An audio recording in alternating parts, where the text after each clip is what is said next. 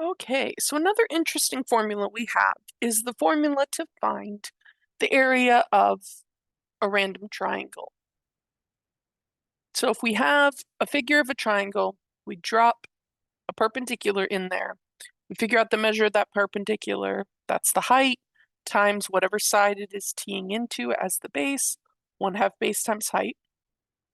We just end up using the sine of the angle to determine the height.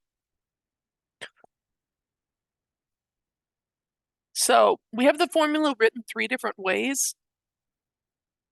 What it means is we have 2 known sides, and then we have the angle in between those 2 sides. That's the setup we need to be able to use this particular formula. This particular setup, strangely, is also the setup where law of sines will not give us another one of the angles or the other side because we don't have a pair of corresponding angle sides. We have 2 sides where we don't know the angles and 1 angle where we don't know the length of the side.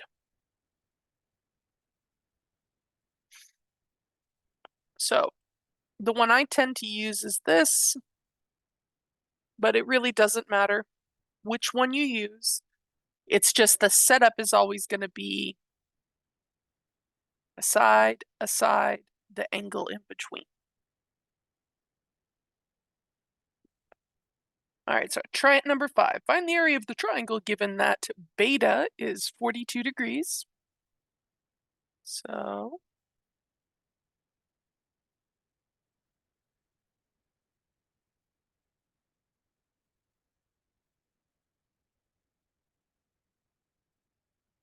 we'll label this since they're actually giving us names. 42 degrees. Sure, A is 7.2 feet.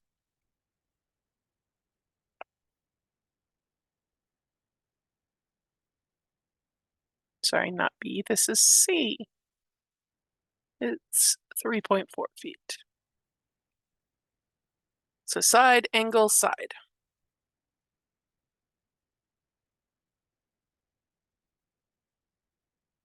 So the area is 1/2 AC times the sine of beta.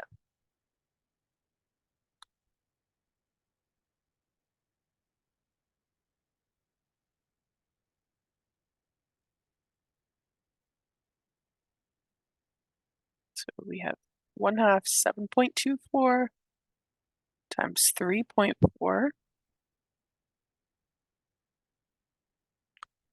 times the sine of 42. Now we just pull out our handy dandy calculator to crunch that up. 1/2 times 7.24 times 3.4 times the sine of 42.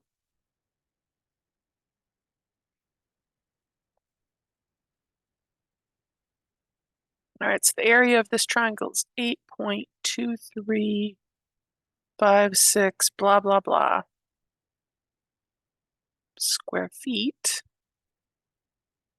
They said round to the nearest tenth. So this is 8.2 square feet area. All right. So any problem asking about area where you have this side angle side setup, you can use this formula. So 2 known sides and the angle in between them is known. That's our setup. All right, I got one more with some word problems, 2 word problems.